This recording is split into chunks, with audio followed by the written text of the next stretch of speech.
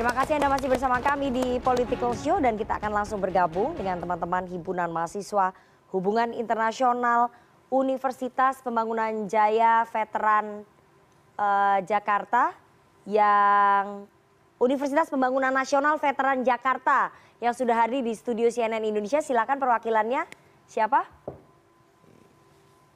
Ya, silakan berdiri. Oke, selamat malam semuanya. Perkenalkan, saya Dana Aurelia Harinisa dari Himpunan Mahasiswa Hubungan Internasional UPN Veteran Jakarta.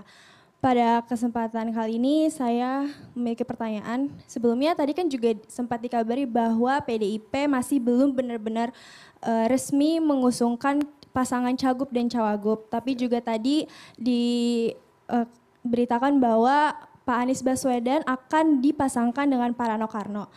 Pertanyaannya adalah berapa peluang yang akan PDIP dapatkan apabila pasangan Pak Anies Baswedan dan Pak Rano Karno ini benar-benar resmi diumumkan. Untuk saat ini berapa peluang yang akan PDIP dapatkan? Sekarang pertanyaan dari saya, terima kasih. Oke, satu lagi. Selamat malam semuanya, perkenalkan nama saya Yuda Satria Palma dari Himpunan Mahasiswa Hubungan Internasional UPN Veteran Jakarta, menjabat sebagai staff research. Jadi seperti yang kita ketahui bersama bahwa Pak Anies dan Pak Ahok ini memiliki basis pendukung yang kuat di DKI Jakarta. Nah, pembatalan pengumuman Mas Anies menjadi cagup dari PDI Perjuangan ini, apakah pertimbangannya karena adanya resistansi yang sangat kuat dari internal PDIP sendiri, terutama dari basis pendukung Pak Ahok gitu, yang mungkin PDIP takut suaranya akan terpecah di pilkada nanti. Terima kasih. Oke, baik. Oke. Silakan Mas Seno. Pertanyaannya ke aku semua nih kayaknya nih. Iya, iya. Berapa peluangnya kalau bicara tentang mengusung Mas Anies ya semuanya peluangnya sama. 50-50 semua, bisa diusung bisa tidak, jawabannya begitu. Tapi kalau peluang menangnya bagaimana? Saya rasa manapun nama, siapapun nama yang kira-kira dapat mencerminkan pilihan yang berbeda dengan pilihan yang selama ini ada, itu punya kesempatan untuk menang di Jakarta. Kenapa? Karena kita tahu bahwa beberapa bulan belakangan ini publik ramai sekali bicara tentang bagaimana ada koalisi Indonesia Maju Plus yang mengusung semua partai politik kumpul jadi satu mencalonkan satu nama. Yang mana di survei padahal ini berbeda dengan gambaran di survei. Saya ini bukan anti kotak kosong, Mbak.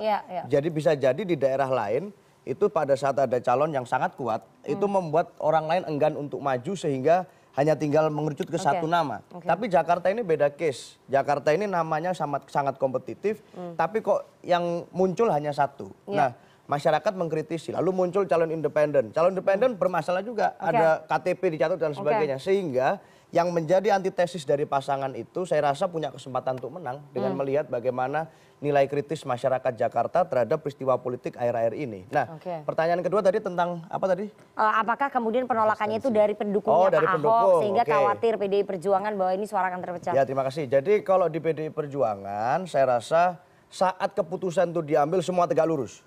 Itu tidak akan memecah konsentrasi seluruh mesin politik PDI Perjuangan. Mesin partai tetap bekerja? Mesin partai bekerja, siapapun nama yang tapi akan nggak maksimal dong. Masalah maksimal atau tidak, saya nggak tahu, itu belakangan. Tapi masalah di Pilpres, kita tegak lurus. jalan nggak?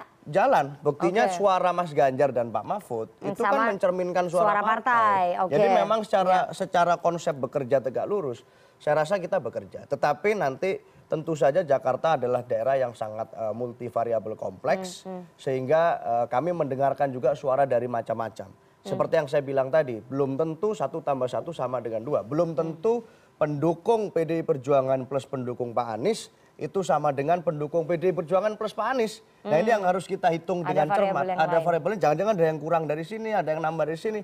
Itu bagaimana rasionalitasnya dibandingkan misalnya kita mengusung kader murni. Maka ini yang membutuhkan waktu untuk dijawab, dan saya rasa hari-hari ini kita mendengarkan banyak masukan, dan termasuk masukan yang mengarahkan kita, jangan-jangan lebih baik kita kader semua, kita dengarkan juga. Oke. Tadi sebelumnya belum menjawab ya apa yang disampaikan oleh Mas Adi mengusung kader sendiri, Mas Pramono Anung dengan Rano Karno itu adalah jalan aman bagi PDI Perjuangan untuk menjaga hubungan dengan pemerintahan baru nanti dengan Pak Prabowo dan juga Mas Gibran, terutama dengan Pak Prabowo ya? Ya masalahnya kita tidak terbiasa yang lebih besar, dengan gitu. jalan aman sebenarnya. Artinya vivere pericoloso terus. Oke. Kalau mau jalan aman ya dari awal aja kita dukung pilihan politik Pak Jokowi misalnya yang dulu pernah jadi kader kami. Itu kalau kita mau mikir jalan aman. Cuman kan nalar logika PDI Perjuangan, apa yang diajarkan Ibu Megawati selalu adalah hal-hal yang sifatnya prinsipal. Sama dengan di Pilkada Jakarta, tidak ada yang bisa nyawe-nyawei persoalan otonomi kita akan menentukan siapa. Mau dari pihaknya teman-teman yang mendukung Mas Anies, mau dari pihak yang mendukung Pak Ahok, mau dari pihak yang mendukung Kim Plus misalnya. Nggak ada Raja Jawa yang bisa cawe-cawe. Kita saja yang akan mengambil keputusan secara otonom dan kita akan buktikan itu. Tapi dihitung nggak sama PDI Perjuangan resikonya kalau mencalonkan Mas Anies ini akan membuat hubungan dengan pemerintahan baru terutama dengan Pak Prabowo itu akan tidak begitu mulus gitu? Ya semua pilihan politik pasti mengandung resiko, termasuk saat mengusung kader kita sendiri. Resikonya apa? Tentu yang jadi kita sudah bahas. Di dalam survei belum ada yang muncul nama Pak Pramono dan Pak Rano secara signifikan. Itu resiko juga. Tapi siap nggak kita mengambil resiko itu? Kalau kualitatifnya masuk, kita siap. Oke. Baik, Mas Angga, kalau misalnya PDI Perjuangan batal mengusung Mas Anies ya, apakah Mas Anies masih berharap ada partai lain yang mau begitu? Kita dengar komunikasinya lagi terjalin lagi nih. Iya, itu tadi kita nggak pernah tahu sampai tanggal 29 gitu. Kalau refleksi 2017 kan juga Pak Anies tuh dipastikan maju itu mungkin jam 4 subuh. Di hari terakhir pendaftaran gitu. Dimana sebelumnya itu nggak pernah ada pembicaraan bahwa Pak Anies akan maju Pilgub DKI Jakarta di tahun 2017. Sehingga sampai tanggal 29 itu selesai, hari itu selesai, kita nggak tahu perkembangan, kita nggak tahu akan terjadi apa. Cuma sejauh ini komunikasi intensifnya sama PDI Perjuangan, jadi belum ada kemungkinan pilihan-pilihan lain gitu ya. Ke depannya kita tunggu prosesnya berjalan, semua bersabar, prosesnya berjalan sampai nanti tanggal 29, 2359 kira-kira gitu. Oke, saya mau ke Bang Noel. Bang Noel, jadi Kim Plus bagaimana nih menghadapi calon lawan? Kalau dari perseorangan kan udah ada, tapi calonnya dari PDI Perjuangan gimana? Ya, saya nggak mungkin bisa mengomentari yang bukan calon dari kita. Artinya kita fokus pada pemenangan Mas Ridwan Kamil, Kang Ridwan Kamil untuk maju di Pilkada DKI. Ini kan mulai diserang nih di sosmed, tweet-tweet lamanya Kang Emil diangkat. Biasa kan dalam dinamika politik hal biasa itu. Enggak Ridwan Kamil atau siapapun pasti akan dikuliti oleh para netizen. Itu untuk memperkuat dirinya punya komitmen terhadap demokrasi. Jangan-jangan nanti gara-gara itu baperan. Itu kita tidak mau kejadian-kejadian yang selama ini terjadi baru diserang sedikit udah baper gitu. Kita tidak mau. Kita mau mengisi demokrasi di DKI ini oleh gagasan, oleh gagasan-gagasan besar tentang bagaimana membangun DKI ini lebih baik. Nah kita Kim Plus ini udah bulat lah, fokus pada pemenangan Mas Ridwan Kamil. Tidak siapapun fokus lawannya. Iya, kita nggak memikirkan Mas Anies maju dari PDIP atau PDP musuh ABCDFG, tidak. Kita hanya fokus pemenangan Kang Ridwan Kamil untuk maju di DKI sebagai gubernur. Dengan program-program yang sudah menjadi landasan kita bersama di Kim Plus ya. Oke, Mas Adi, Anda melihat bagaimana nanti petanya di Jakarta dengan Ridwan Kamil, Suswono, kemudian lawan perseorangan, Dharma Kun, kemudian calon dari PDIP siapapun itu, kemungkinan besar Pramono dengan Rano Karno? Akan menarik Pilkada Jakarta itu kalau Anies bisa maju dengan PDIP. Ramainya itu ini mempertemukan dua kutub yang selama ini saling bertabrakan. Jadi yang kedua adalah apapun judulnya, Anies ini kan dianggap sebagai antitesa, orang yang selalu opposite di luar kekuasaan politik.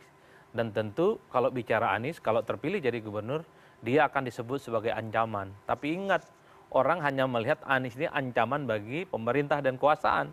Tapi kalau Anies jadi gubernur, PDIP pun juga mestinya merasa terancam. Kenapa? Karena kader-kader PDIP ada kecenderungan yang maju di berbagai tempat itu tak ada yang punya nama besar sehebat Anies per hari ini. Misalnya Mas Ganjar, Mbak Puan Maharani sendiri. Jadi Ya, untuk betul. 2029 itu mengancam ya. Betul, karena apapun Anies ini memang portofolionya adalah spesialis pilpres. Jadi dimanapun Anies saat ini jadi pejabat publik, apalagi gubernur, pasti dikaitkan dengan 2009. 2029 nggak bisa maju lagi, 5 tahun lagi pasti.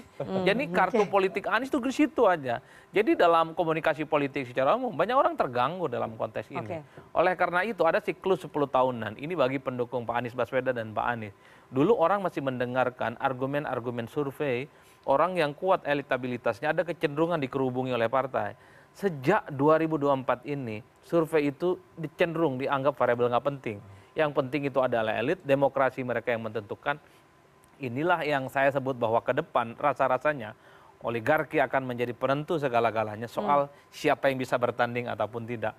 Percuma punya nama besar, percuma punya elektabilitas tinggi kalau tak bisa jadi maju. Dan ini akan sangat mungkin terjadi pada Mas Anies Baswedan di Jakarta. Jadi kalau misalnya Mas Anies nggak bertarung, jadi Pilkada Jakarta akan hambar-hambar saja. Saya kira nggak menarik, nggak menarik. Terlampau jomplang pertarungan politiknya. Tentu dengan tanpa bermaksud ingin mendahului kehendak Tuhan, tapi secara angka-angka statistik sulit untuk mengalahkan Ridwan Kamil dan Pak Suswono. Jadi Bung Noel ini tinggal ukur jas, bagaimana mempersiapkan kemenangan nantinya di bulan Baik, kalau Mas November Anies di nggak masa yang bertarung. akan Insya Allah. Oke, Ridwan dan Kamil. kita akan